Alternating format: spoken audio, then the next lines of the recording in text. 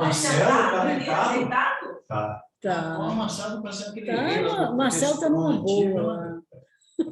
Parece que está um manto, né? O manto É sagrado. que eu tô bem gripado. Eu tô quieto aqui. Tá certo, meu filho. Um manto assim, de jeito. Aí, essa da esquerda. Gente, então eu vou botar para compartilhar agora o vídeo. Esse vídeo é novo.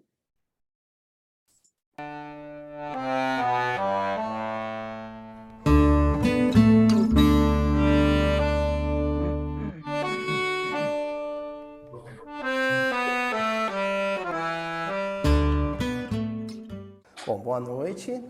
Continuar então o nosso estudo do Evangelho de Mateus. Nós estamos no capítulo 12 do Evangelho de Mateus e hoje nós vamos ver o versículo 19. Para a gente poder avançar no versículo 19, convém que a gente lembre um pouquinho do que se trata. Primeiro, o contexto da passagem e segundo, o que foi visto no versículo 18. O contexto é Jesus conversando com aquele grupo de seguidores, que agora são seguidores, mas que eram até então, até a passagem anterior, multidão, né? O grupo que assistiu à cura do homem da mão mirrada e que se converteu. Lembrando que conversão, doravante, desde aquele comentário, conversão, no nosso entendimento, é outra coisa. Não é mais o sujeito de uma religião se tornar frequentador de uma outra igreja, não é isso. Conversão é mudança de paradigma, de referência, de padrão. Quando Cristo se torna a sua referência para um modo de vida diferente. Um modo de vida onde há comprometimento. O que caracteriza o discípulo ou o seguidor é isso. É o grau de comprometimento dele com o Evangelho. Quando você transforma o Evangelho em cartilha existencial, comportamental. O que eu queria falar com vocês? Lembrar o significado, conforme o Luiz Elias fala, a pesquisa que ele fez, de multidão. Vocês se lembram? Multidão? Multidão é aquele grupo de pessoas que, segundo Jesus, funciona como se fosse uma cana no sentido de um bambu, né? Que o vento manda para lá, vai, ou uma onda, segue de acordo com a vontade. Então, se alguém falar para a multidão, vamos para lá pegar aquele cara que ele roubou, vai todo mundo atrás. Sabe nem porque está indo, mas... Eu acho que ele usa essa expressão, inclusive, naquele caso de Moisés, né? A multidão seguia Jesus. Isso, exatamente. Na multidão. Por favor, só na hora de falar alto, eles não escutam lá, não. Eles estão escutando. Estão escutando, gente? Muitas vezes estão escutando baixo. Tá assim, o som está desligado, Chico. Seu áudio está... Não, é de Eu tô escutando você mais alto e os outros escutando mais baixo. Ah, então tá bom. Mas Mas dá aí para ouvir, você... né, Chico? Nós estamos ouvindo bem, né? Eu estou ouvindo bem aqui. Então tá ótimo. Então, multidão seria as pessoas que não têm, vamos dizer assim, a vontade, ainda não estão pensando em espírito, não estão almejando valores espirituais. Estão, exatamente, descomprometidos. A multidão quer fazer, quer aproveitar, quer estar todo mundo junto, quer brincar, quer brigar, quer gritar. Ainda não estão, você falou, não estão comprometidos. A partir do momento em que você passa a seguir um pensamento, uma pessoa, uma doutrina e praticar, você deixa de ser multidão. Porque você passa a ter aquela vontade, aquele pensamento, aquela noção do que é. Então, por isso que ele está falando aqui, que quando Jesus, naquela passagem, está retrocedendo para a gente entender, né? Quando Jesus cura o homem da mão mirrada na sinagoga, e que os fariseus, como sempre, eles ficam, parece que eles vão onde Jesus lá, eles vão atrás para poder tentar pegar Jesus em alguma falta que eles querem acabar com Jesus, porque Jesus, segundo eles, está totalmente fora da lei de Moisés. E o que é a lei de Moisés para eles? Não é só amar a Deus sobre todas as coisas, é o culto exterior, e Jesus fazia o contrário. O culto exterior é aquela situação, aquela posição de eleitos do Senhor, que não se metem com prostitutas, não se envolvem com ladrões, com assassinos, com doentes. E Jesus, ao contrário, fazia tudo isso. Então, eles achavam que Jesus estava indo contra a lei de Moisés, mas não. Jesus estava atacando a parte em que eles se mostravam, se ligavam ao culto exterior apenas, né? Vamos fazer nossas promessas, vamos lá, mata um cordeiro, mata uma pomba. Agora, o amor mesmo, a caridade, tanto que já comentamos aqui, eu acho que é sempre importante a gente comentar, porque é um exemplo. Quando Gamaliel, que era o rabino da época de Paulo, que foi mestre de Paulo, de Saulo de Tarso, quando Gamaliel foi visitar, Pedro convidou Gamaliel para visitar a casa do caminho de Jerusalém, que era onde Pedro atendia aqueles povos, esses estados de toda a ordem. E quando Gamaliel entrou, ele ficou tão impressionado que ele falou, mas por que nós, judeus, não fazemos isso? Por que nós não ajudamos os pobres, os necessitados? Ao contrário, eles se afastam e acham que aquilo ali é tudo uma escória. E aí Jesus foi curar esse homem da mão errada e os fariseus começaram a questionar, mas hoje é dia de sábado. Mas ele curou assim mesmo. Então, quando ele saiu dali, é muito interessante o Evangelho, e o Luiz Elias, ele tem esse grupo que pesquisa para ele, porque a multidão que estava acompanhando Jesus e acompanhou a cura, passou a segui-lo.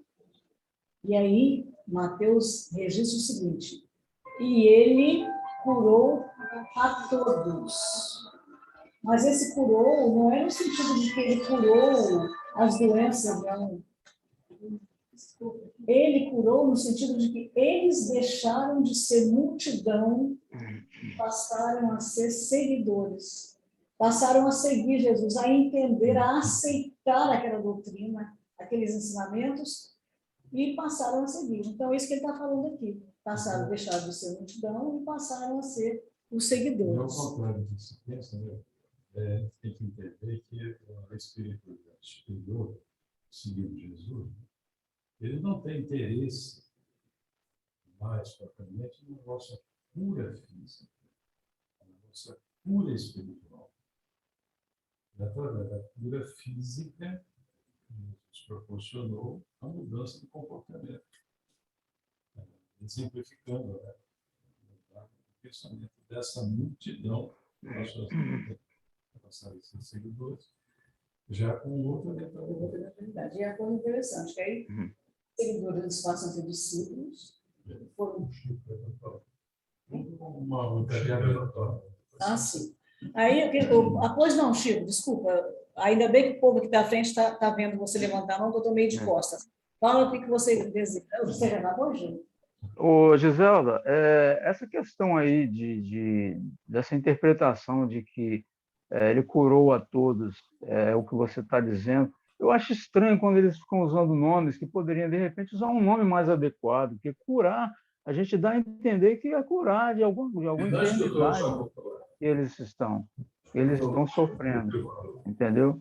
Então, aí você falou, o Aloysio Elias, eu acho, não sei se ele fala isso, ele dá a entender, que é exatamente o que você está falando aí, que ele mudou a perspectiva das pessoas de entendimento, né? Isso. E aí passaram a seguir o Cristo, né?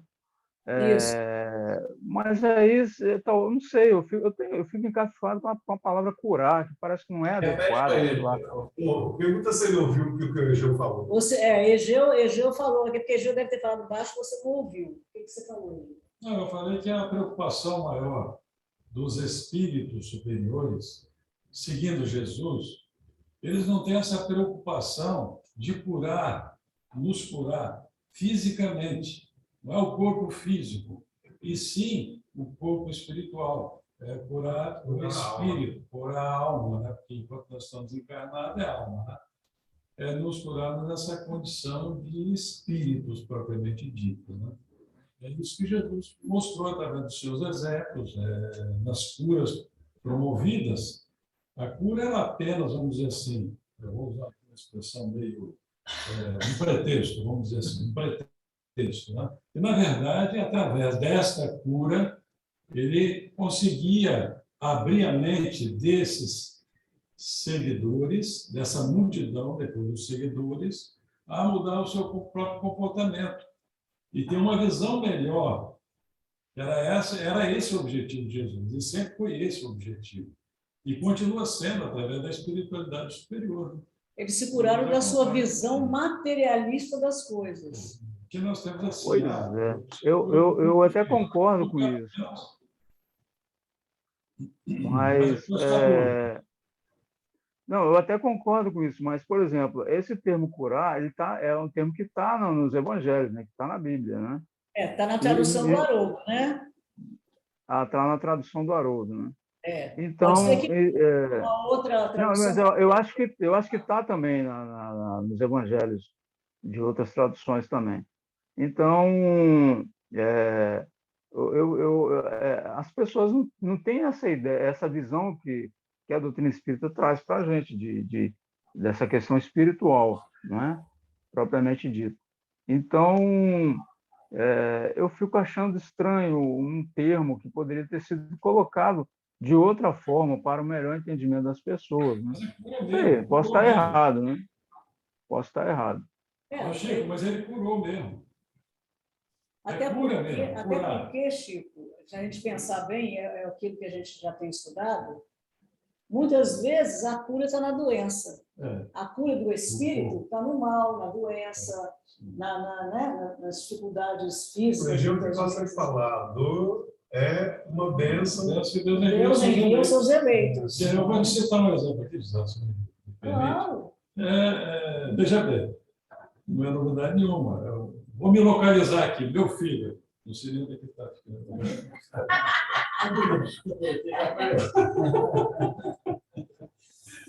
Eu estava com um probleminha no fígado, vai lá o médico, através de um processo, de um procedimento chamado ablação, e fez uma cauterização. Cauterizou, curou. Ele curou aquilo lá. Está curado, aquilo lá não volta mais, porque curou. Pode ser que saia de outro lugar, mas aquele está curado. Então era mais ou menos isso. Então, para a próxima gravação, você vai estar com o fígado bom. Não sei, está todo remendado. Porque a gente esquece, gente, que todas as pessoas que Jesus curou morreram.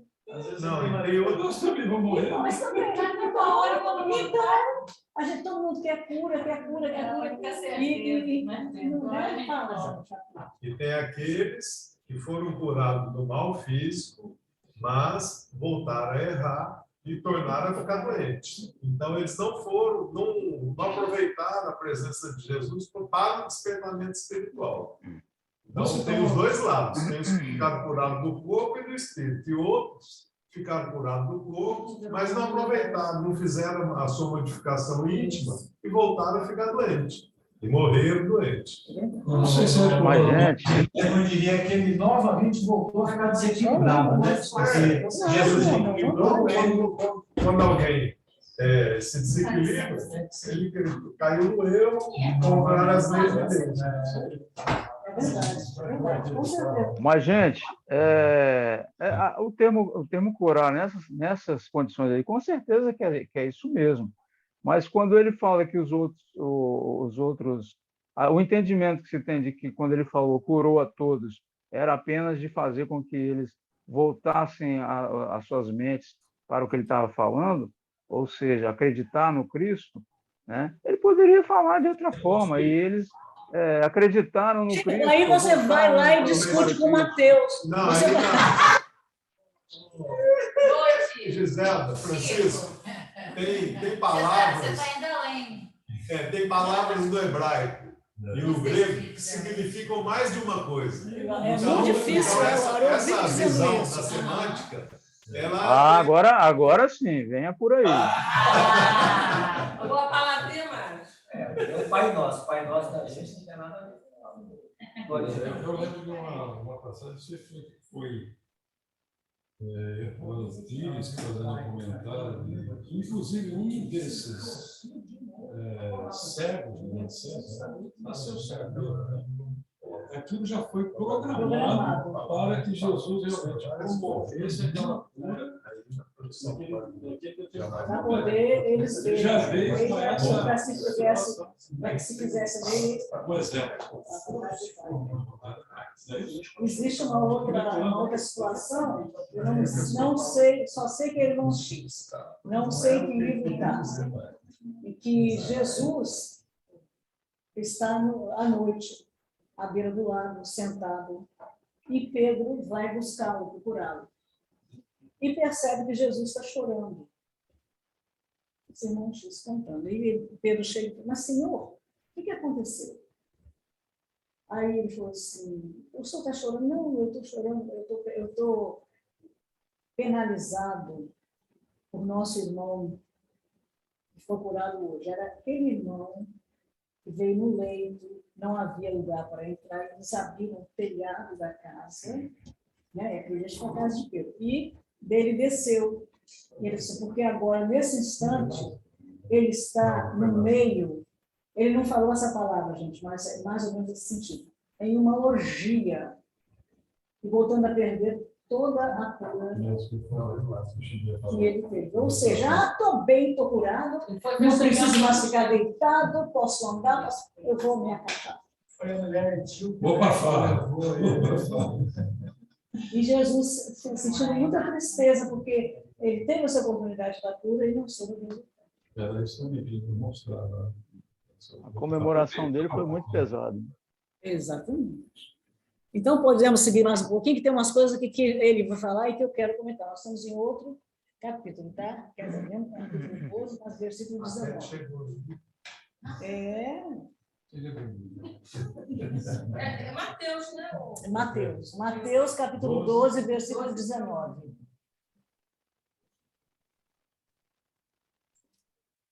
Tal, você muda de nível. Você passa a ter uma vida num nível mais elevado. Um modo de vida superior. Isso é a evolução. Né? Conversão é avançar na estrada evolutiva. Ou na escala evolutiva. Deixou de ser multidão. Você já deixou de ser multidão, você já está subindo um degrau, porque você já passa a pensar não mais como uma multidão, sem responsabilidade, sem compromisso, quer fazer o que bem entende, né? Não pensa na sua conquista espiritual. Deixou de ser multidão, passou a ser seguidor ou discípulo, você já subiu na escala. Deixou de estar no senso comum. Você vê como nós um pouquinho, eu principalmente, que quase tenho menos, como é difícil o tempo de hoje. Imagina aquele tempo. Você deixar de ir para Esbórnia, olha só, rapaz. Deixar o quê? Ir para Esbórnia. Você sabe que um dos meus sonhos de Vera Espírita era montar uma sala de estudos, mas com uma biblioteca farta. Eu também não preciso mais daquela biblioteca, os computadores digital, mas ainda continua esse sonho. Montar essa sala para estudar realmente. Examinar como você está fazendo e procurando. Eu gosto. Você achou, Rita? Eu prefiro. Eu gosto de eu fico assim, eu estou com a biblioteca. Porque uma palavra. Vamos fazer, eu tomo. Ela te abre um leque de informação verdade, do conteúdo do texto que muda a visão do Qual é o sentido? E aí você vai lembrando de uma coisa, vai lembrando de outra, vai, né? E amplia muito a visão da gente. Depois que a gente começou a estudar o Luiz Elias, eu digo para vocês, a minha visão sobre Jesus foi bastante ampliada.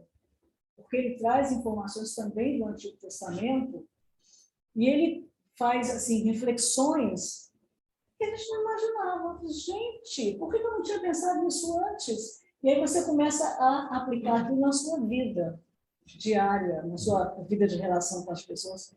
É muito interessante. Quer dizer, quanto mais você estuda, mais E a gente aprende a metodologia dele de entendimento. De interpretação. Aprende. Mesmo quando você pega um outro versículo, você Isso. consegue Você, não, não é É. isso. Peraí, vou buscar. Isso. Você Ele começa a fala estudar isso, para Caminha isso, sério, né? faz para Você foi isso. Lembra Ele do fala no texto e no contexto, né? Que Sim, era sim. ensinado naquela época, né? Então, você procura essa Você vai na época falsa, acaba não entendendo nada. Tem que entender lá para poder fazer a relação, sabe? Passando a primeira parte com duas palavras. Isso é Ele interessante. pegou duas palavras, daquele versículo e dividiu.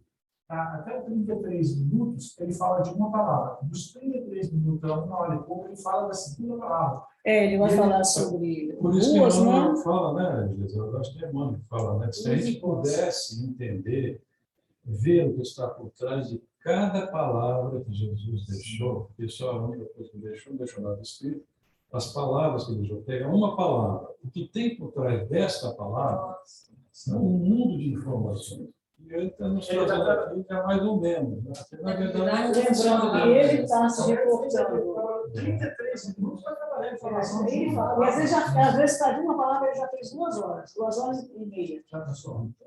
É impressionante. Eu tinha colocado um link do NEP que alguém fez lá, que ele pega o versículo e associa com o Velho Testamento, com o Novo Testamento.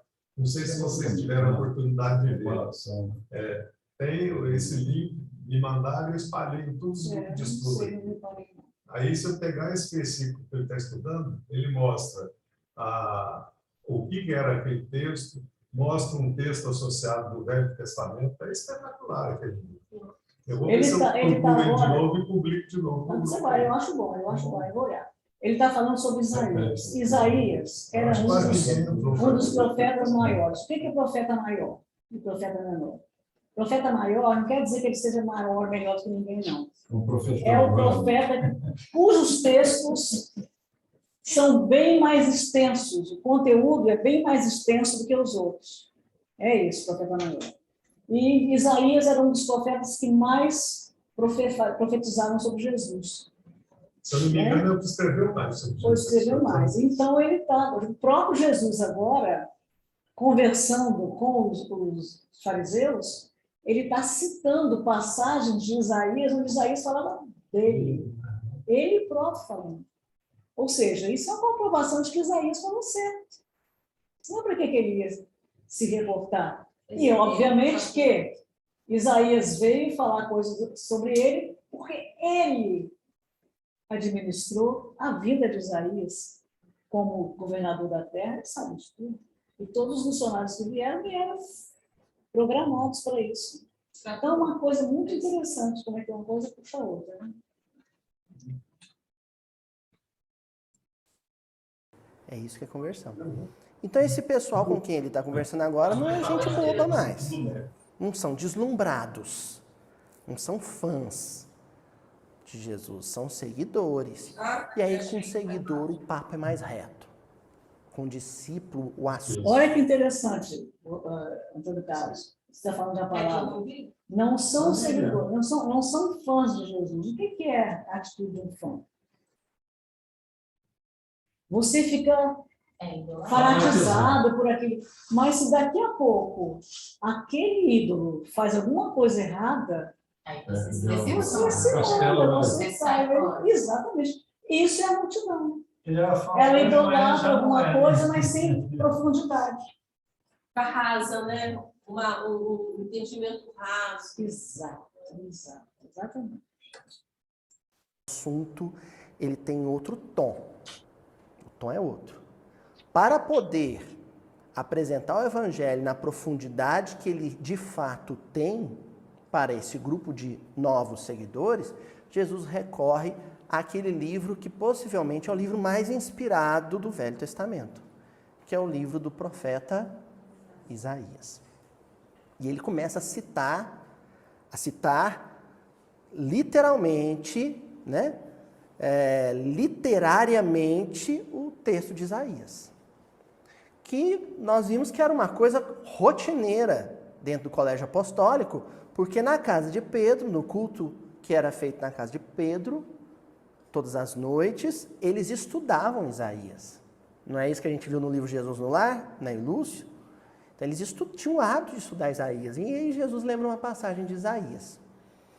Para poder falar da passagem, seria conveniente a gente lembrar como é que se estrutura o livro. E falar um pouco do livro. Aliás, semana passada houve uma confusãozinha que é bom a gente esclarecer. Uma coisa é a idade de Isaías, o tempo em que ele viveu na terra. Outra coisa é a idade do livro, o livro completo, né? Eu estive em Jerusalém, nós fomos no Santuário do Livro, no Shrine Book, e lá tem um pergaminho que foi encontrado dentre os pergaminhos do Mar Morto, já ouviram falar? Que é do livro de Isaías. Esse texto ele tem sido estudado e se percebeu uma coisa surpreendente. O texto de 2000 anos atrás é o texto que se estuda hoje ainda, né? Então, Isaías viveu 700 e tantos anos antes de Jesus. Mas o livro dele só se completa no período do exílio, cerca de 300 anos antes de Jesus. Entendeu, Fabiano?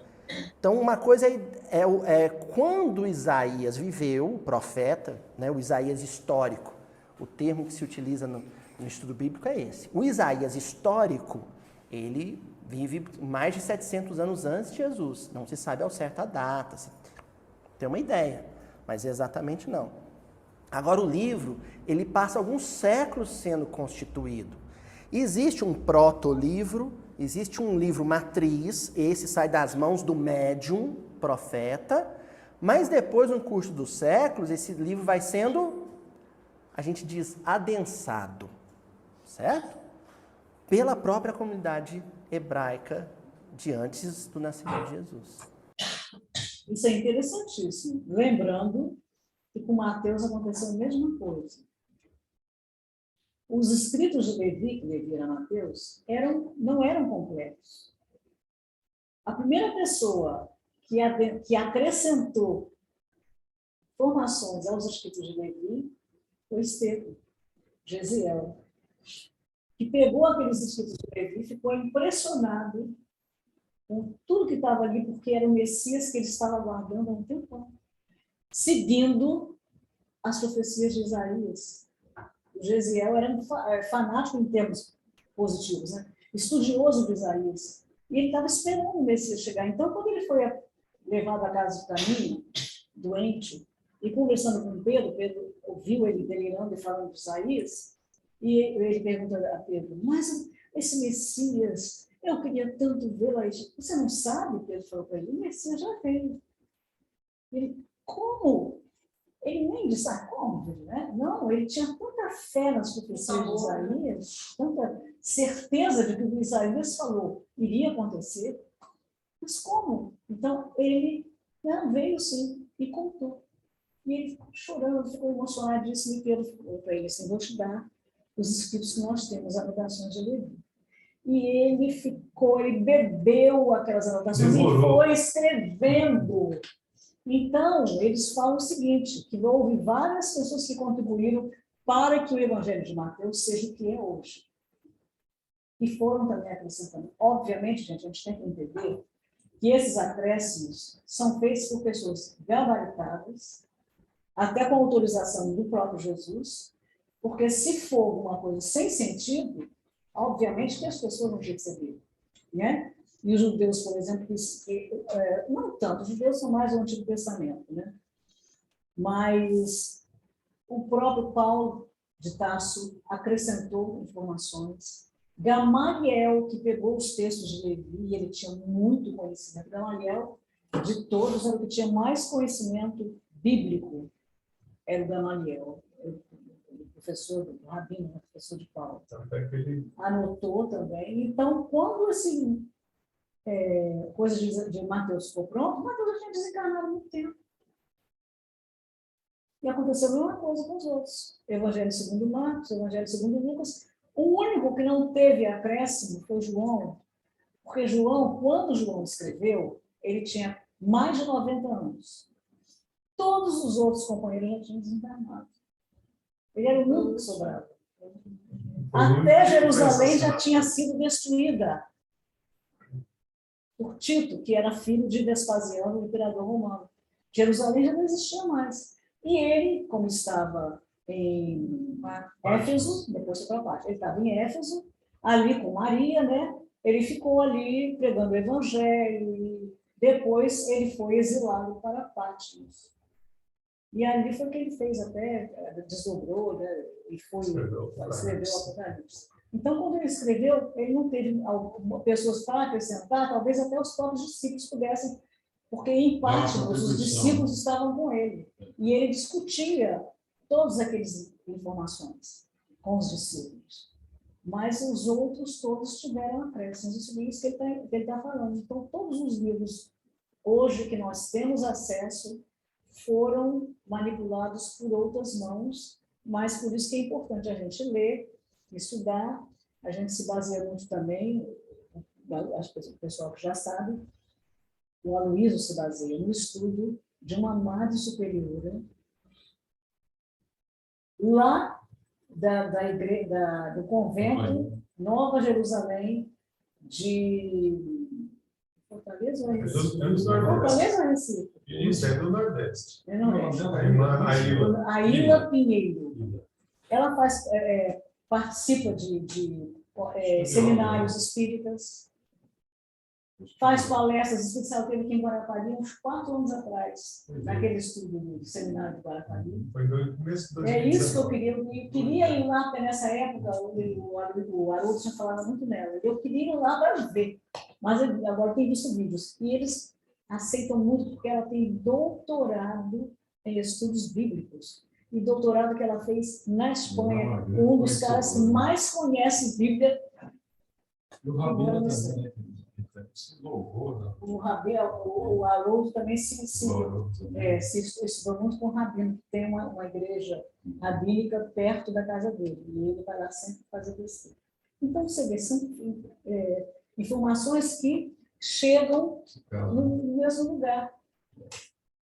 Então, eu acho isso muito, enriquece muito, né? Porque comprova que tudo aquilo é a mesma coisa sempre. Vai chegar no mesmo patamar.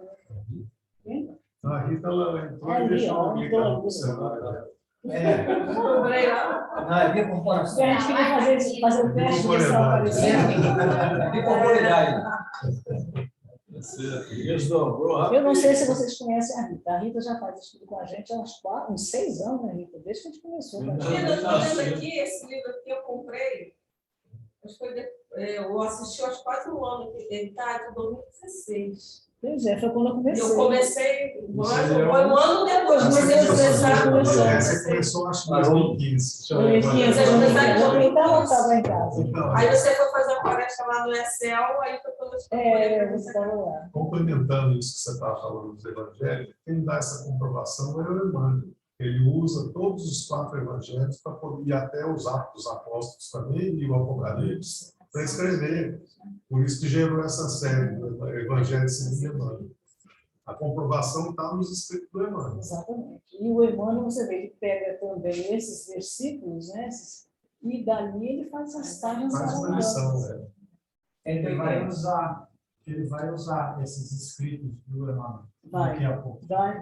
Já assistiu. 180. 180 é o último, né?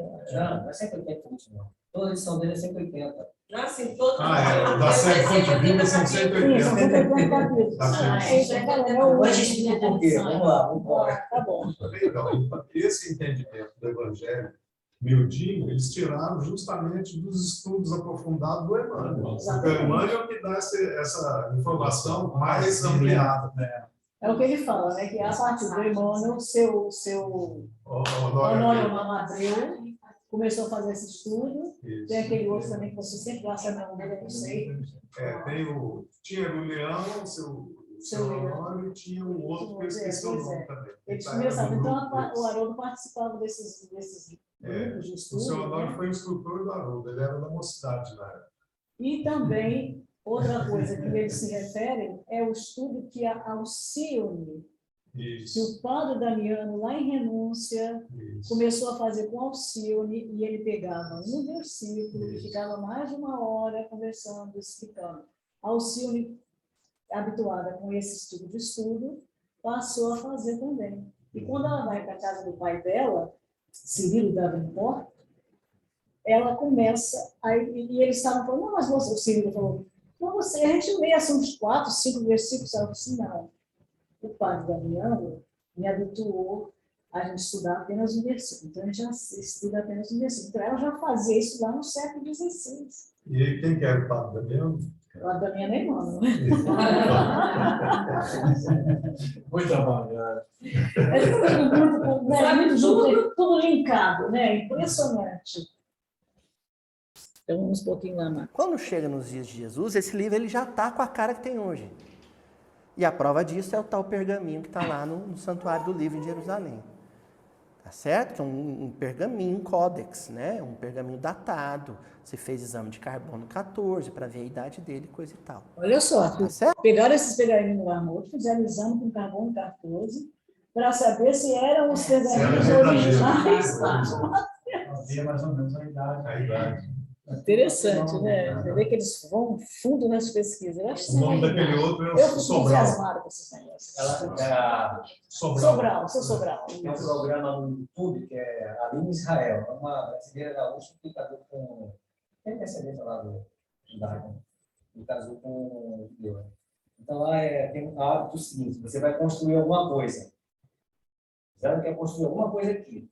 Se na escavação tem alguma coisa histórica, aquilo ali vai ficar sob estudo, depois eles fazem a fundação, mas nunca tiram por lá embaixo, não. Porque ali tem histórias e tudo, eles vão explorar aquilo, pergaminho e tudo.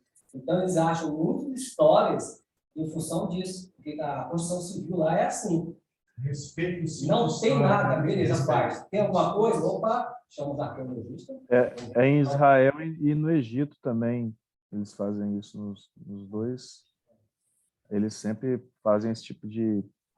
Se tiver algum traço de algum indício arqueológico, eles realmente estudam, isola a área e fica o tempo que for necessário, né? Não sei se vocês se lembram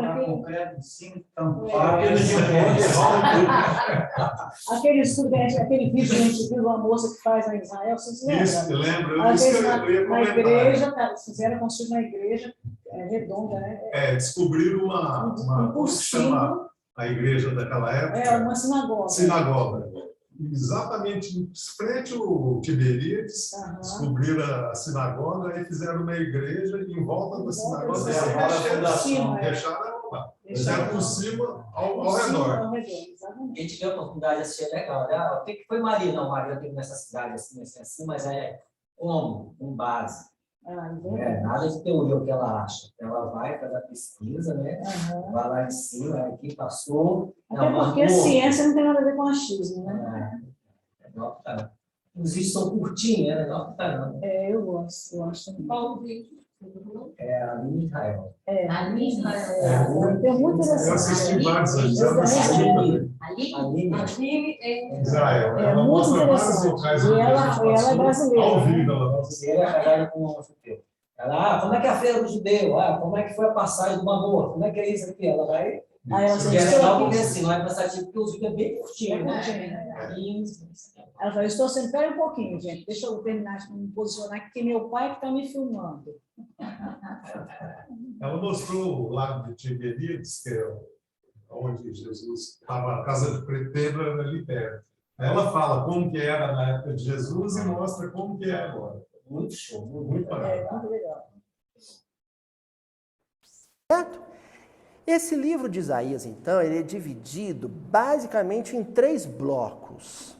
O bloco que nós estamos estudando aqui é aquele que vai do capítulo 44, perdão, Não, 42. do capítulo 40, mais ou menos, até o capítulo 55.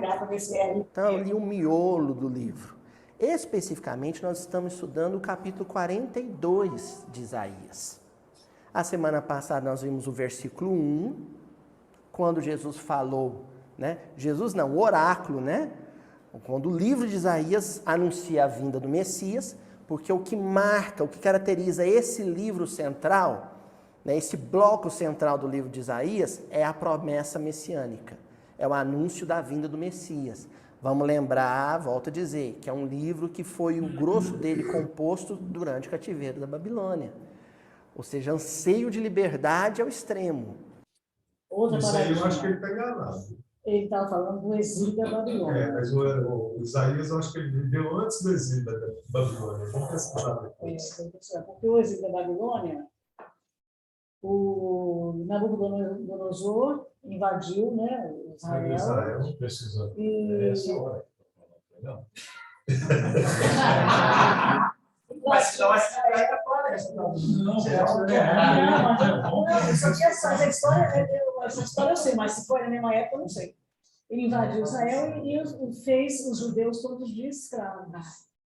Então chegou o Ciro Grande, que era o rei da Pérsia, e libertou. Ele venceu Nabucodonosor na guerra e libertou os judeus. Contar, eu li recentemente o livro. Ah, tudo bem.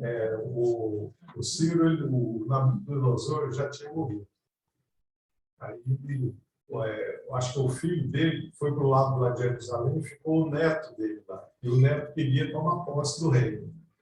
E o Ciro, ele detestava a escravidão. Ele não aceitava ninguém como escravo. Uhum.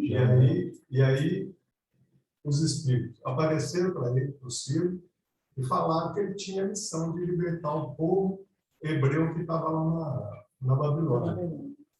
Aí o Ciro quer usar o método dele. Eles falam, se você fizer isso aí, você vai se comprometer. Vai ser ruim para você. E ele tinha um auxiliar que era igual carne e unha com ele. E esse auxiliar dele, ele manda entrar dentro da Babilônia com alguns espiões e vai lá e fala com o que estava querendo tomar posse como rei. Ele fala, o rei aqui é o Ciro. Eu te aconselho a não fazer isso. Aí o cara teimou e fez uma festa. Foi aquela só do dedo da mão que apareceu, não foi? Hã? Não era ele? Não, aí esse camarada, que era o auxiliar do Ciro, ele enfia um punhal envenenado na barriga desse camarada. E avisa para os espiões dele, vai lá e avisa o Ciro para entrar, porque o negócio aqui está feio. Ele está querendo tomar posse como rei, ele tinha os sacerdotes que influenciavam o povo.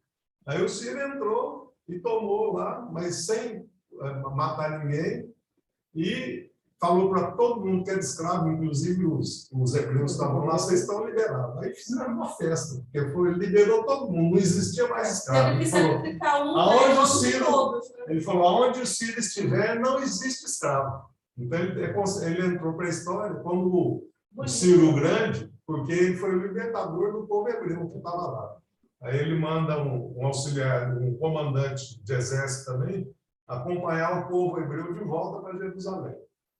Esse comandante acompanha. E aí que eles fazem, que eles constroem. Mas nessa época, a segunda, eles constroem o segundo templo. O responsável pelo povo hebreu que estava lá, o líder, chamava Zorobabel. Zorobabel foi Zorobabel reconstruiu o circo, o templo de Jerusalém que tinha sido destruído.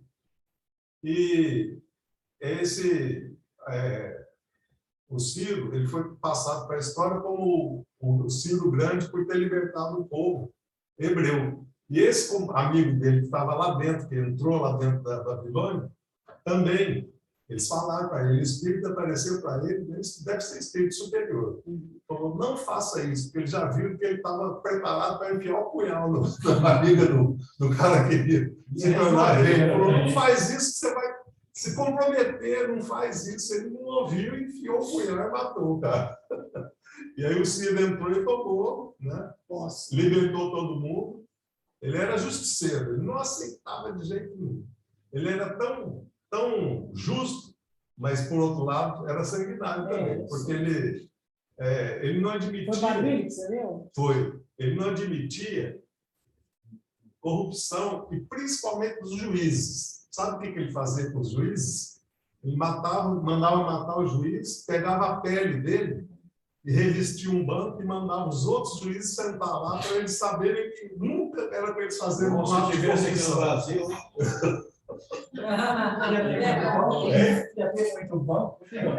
Esse cara é bonzinho, hein?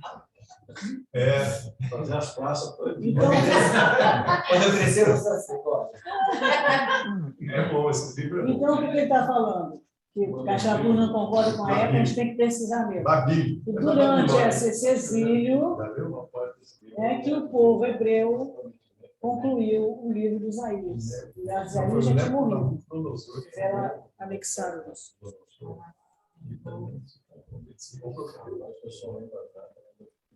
Vamos lá, gente. Deixa eu ver que oração que eu E o que era Ah, tá.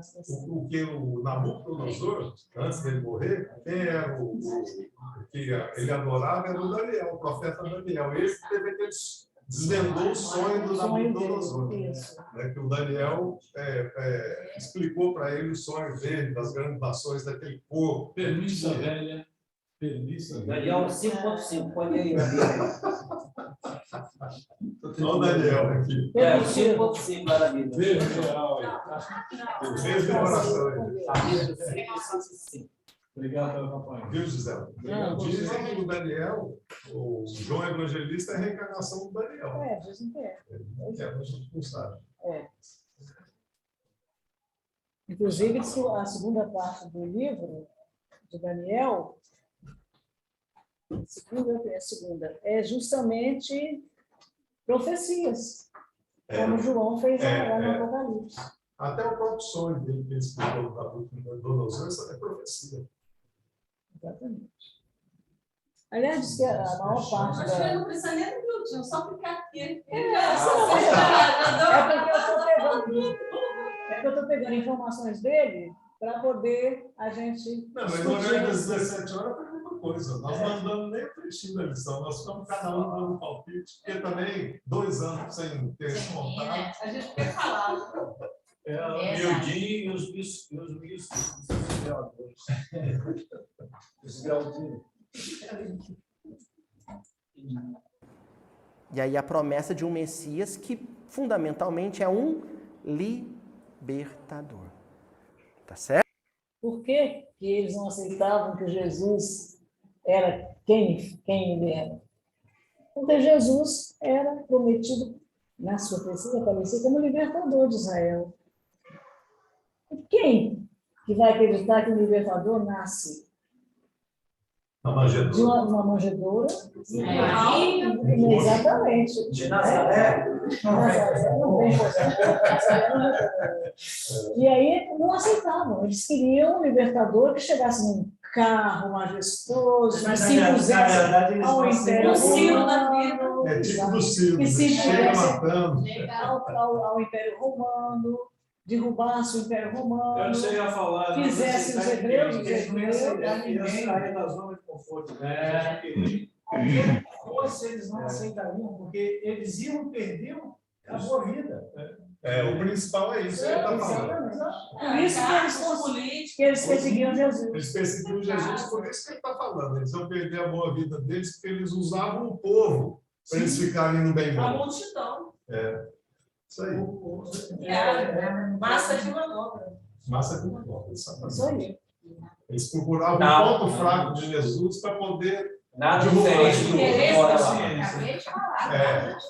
mudaram. Nada diferente hoje, com outra visão, Mudou esclarecimento. a consciência. Mudou a paisagem, mas as figuras são as mesmas. Para você ver quantos anos que nós estamos aí nos arrastando. Nessa lama da multidão. Não é? Exatamente. Não, mas eu acho que já não estamos. Mas já estamos melhor. Beleza. Só estamos aqui já. Já é de matar, hoje só dá chupado. Só grita um com o outro. Já melhorou muito. Aí fala, mas você é o meu protetor? Eu sou protetor, mas você não sou. Mas por que tu aceita? Não, eu já te matar, hoje eu faço. Só bate, ele só bate. Na verdade, eles lá naquela época eles estavam presos na consciência e nós hoje vivemos. Isso. As figuras são as mesmas. Não quer conhecer quem você é, só você ver como é que você age. Os espíritas são do pronto. Lá no Cidade da Luz, né? Falar, os espíritas vão partir, são vingantes, estão vindo do pronto. São os piores. Não, te veio lá. Estão saindo lá da Babilônia. No Caminho da Luz, ele diz que o Espiritismo tem um papel fundamental na história das religiões. Talvez nós estamos olhando para as nossas próprias figuras. Essa é a verdade. Estou até assustado agora com o que a gente Um para lá e 3 para cá. Certo? Então, o teor desses capítulos... Lembrei, então, você para miudinho lá, vai para todo mundo conversar, deixa o cara lá.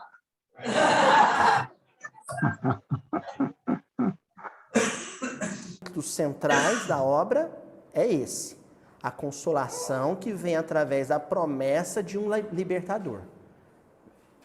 Haveria de vir um grande libertador do povo de Israel e da humanidade inteira. Tá certo? Esses 2 versículos que nós estamos estudando falam basicamente sobre isso.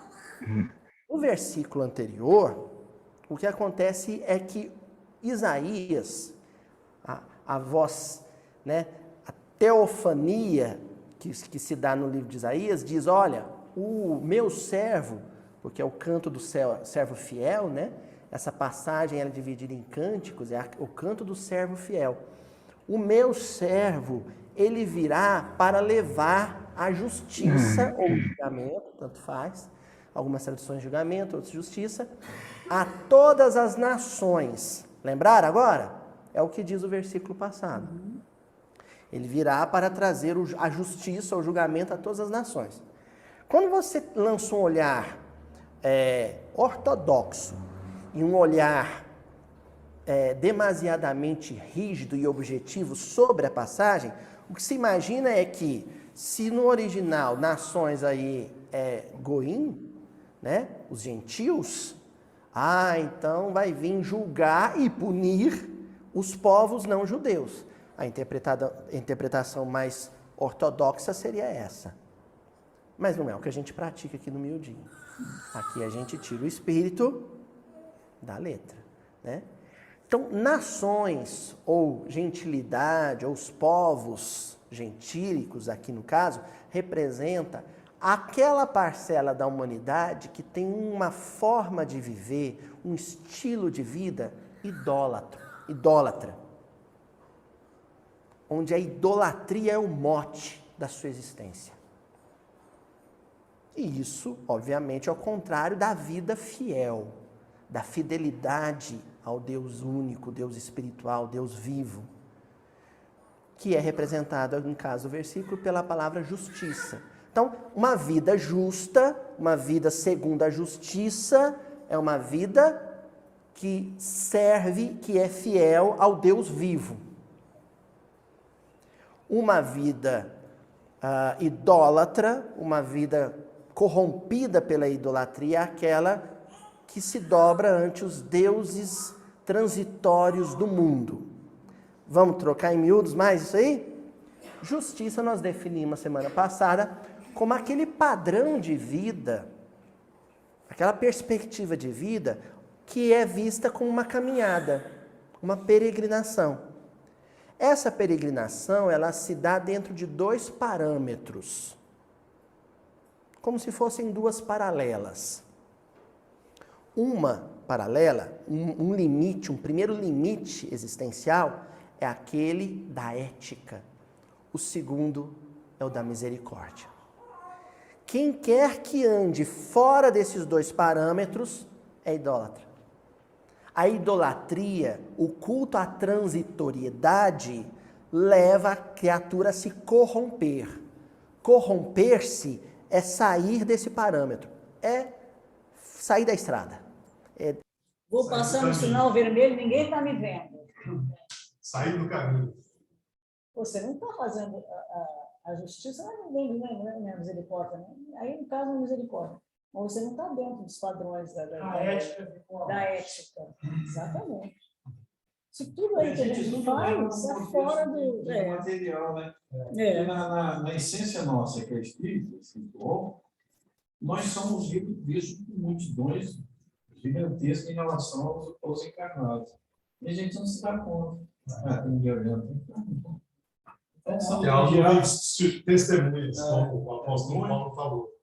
E essa idolatria somos nós aqui também. Nós ainda, mesmo espírito, ainda somos idólatras. Nós temos que corrigir isso na gente. O que é a justiça dos homens? Nada. Já ser julgado por um juiz. Não é nem justiça. A justiça existe, a justiça criada pelos homens, exatamente. Não, a justiça criada pelos homens existe até com o sentido de corrigir algumas dificuldades. Mas é uma justiça que muitas vezes, né, ela não é justa, vamos dizer assim. Exato. Ela é manipulada, ela é corrompida, né? Mas é uma necessidade. E o homem criou essa justiça por uma necessidade. Mas à medida que os países vão evoluindo, algumas coisas vão sendo eliminadas, vão sendo substituídas.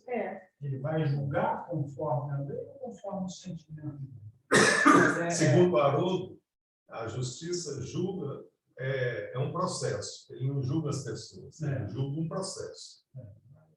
Ele fala, o juiz ele julga o processo. É o que seria hoje, pelo amor do né? O Haroldo está falando de uma maneira certa, mas hoje em dia é o que deveria ser. Deveria ser, né?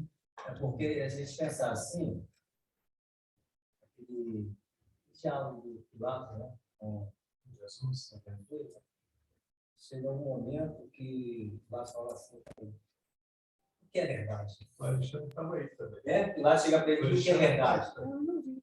Aí Jesus fica olhando assim para ele, né? Como é que eu vou explicar? O que é verdade? Pode ter assim. Ô, Alexandre, tudo bem, querido? Tudo bem, Giselda? Tudo ótimo, bom te ver aqui. Estamos juntos. Cheguei aí às 9h10, ou às 19h10. Pois é, qualquer hora dessa você vem pessoalmente. Vou sim, Vem vou te sim. dar um abraço. Com certeza. E aí, essa questão de aí, alguns teólogos e outros falam, pô, Jesus ficou numa sinuca de bico, porque ficou calado. Simplesmente, Jesus repetiu assim, como é que eu vou explicar uma criança espiritual que é verdade? É mesmo eu dizer assim com um filho de, sei lá, de um ano, eu vou explicar uma equação de segundo grau para ele. Então, essas verdades espirituais que a gente acha que tem, a gente não tem ainda. Né? A mesma coisa quando a gente está falando na ciência social, o João de Gente fala isso, a gente está tirando ainda a moeda. Mas aqui do coração, a gente está fazendo exercício ainda, a gente está tirando. Então, essas coisas que a gente está comentando sobre a verdade, o que é verdade para a gente? Não existe verdade absoluta. Pois é, mas Jesus é Deus amado. O resto é tudo temporário.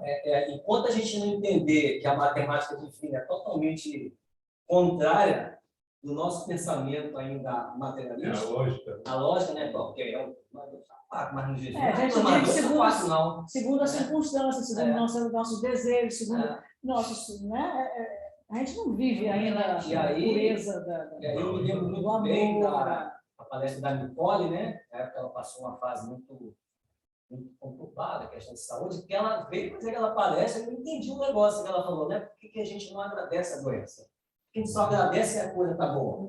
Porque a doença, alguém falou aqui, a maioria. É uma dor que Deus enviou a cura. E a gente, a maioria de nós outros, entendemos o quê? Nossa, mas eu estou com doença. Não, mas por quê? Porque a gente não reflete, né? Que bom que estamos com a doença. É assim, porque a gente é reativo. Me deram uma porrada, eu quero uma porrada, né? Não, por que eu quero porrada? Peraí, eu sou calcular. José não me deu um carro. Peraí. José não me deu um carro. Não vai, não é assim, né? A gente não é refletivo. Aí, por que a doença? A gente não reflete. Fica logo irritado, né? Mas se a gente olhar para dentro da gente mesmo, como é que as doenças vão fazendo a gente refletir, né? Olha, passei por isso, vou comer mais não. Se a gente tiver puxar do lado aqui, tem que fazer exercício, tem que correr, tem que fazer uma coisa, tem uma atividade física, né? Mas o Daniel, é porque ainda há uma distância ainda entre a gente entender aquilo que é bom para a gente, né? Então, quer dizer, para a gente agradecer uma doença, a gente tem que ter essa visão da coisa, para que a gente entenda que é bom. Só que normalmente, a gente tem a ideia de que uma doença é ruim. Quando você está gripado, quando você está com febre, quando você está com Covid, você tem a ideia de que é ruim. Quer dizer, a gente sente isso como algo ruim para nós. Né? Então, Chico, é por isso que eu não concordo na região mediúnica, por exemplo, vamos tratar aqui, que assim, o espírito chega e você perdoa. Pô, perdoa é um processo pedagógico. né? Eu acho eu vi uma coisa que até hoje me lembro, desencarnado lá do Gilberto, que Deus o tenha, né? Aí o espírito rasgado feito um porco. Ninguém viu ele falando. E o Gilberto lá relatou o caso, o Gilberto não mede. Aí o dialogador falou assim, perdoa. Ele falou, mas se você é o espírito, né?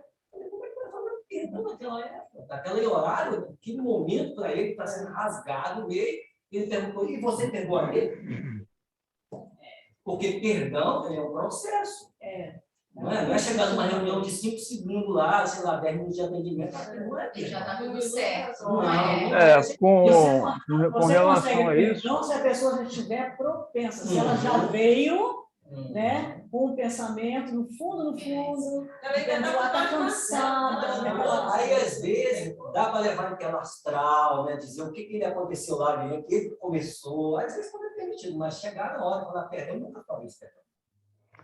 Com relação a isso, Daniel, ainda tem muitos dialogadores que já querem resolver a questão do espírito já falando para perdoar. Não, você tem que perdoar, você tem que... Não é assim. Primeiro que você tem que conversar com o espírito, deixar que ele desabafe, falar o que ele precisa falar, para ele botar para fora para falar. Se você tiver alguma coisa para dizer, aí depois você diz, né? Que aí você está aproveitando das informações que os benfeitores espirituais que estão ali para ajudar vão trazer para você aquilo que você pode chegar a falar, até fazer ele chegar a essa conclusão do perdão. Não falar que ele tem que perdoar na hora, né? E outro viés você está desencarnado, uma maioria deles não tem muita noção do que é, uma boa parte da noção de quando você emite a palavra perdoa para ele, fala assim, esse cara está falando outra forma. Eu não estou sentindo que ele está falando verdade, porque ele está fora da dimensão da carne. E tem a passagem que fala do outro não perdoar, é a mesma coisa. Muitos nós mesmos não perdoamos alguma falha que teve com a gente, algum débito. E a gente chega a ver se acha um direito de pedir. E ali não é uma situação para convencimento, é uma situação para esclarecimento em cima do tempo dele, do irmão Caio. Ele é um bom socorro. Na verdade, o estudo do meu dia aí fala exatamente isso. Que você falar é pouco. Eu quero ver as suas ações. Ele sabe como a gente é. Ele te vê, você não consegue. Então, você quer que eu fale de você se você é assim? Eu falo, se for o meu, eu falo. Você fez? Não, mas eu não importa, não já aconteceu isso comigo. Eu falei, eu fiz, mas não faço mais. Agora eu já sou outro.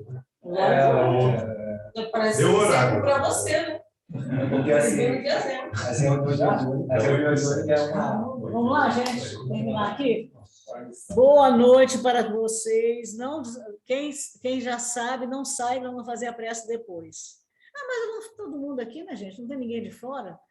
Então, vamos fazer a prece logo. Beijo para todo mundo. Beijo, tchau. Eu vou pedir alguém de lá para fazer a prece. Chiquinho, você faz para nós, querido? Primeiro eu quero perguntar ao Helder se ele já sabia. Hoje foi legal, você fez a presencial, agora vai fazer no modo híbrido. Também é evidente. Então vamos lá.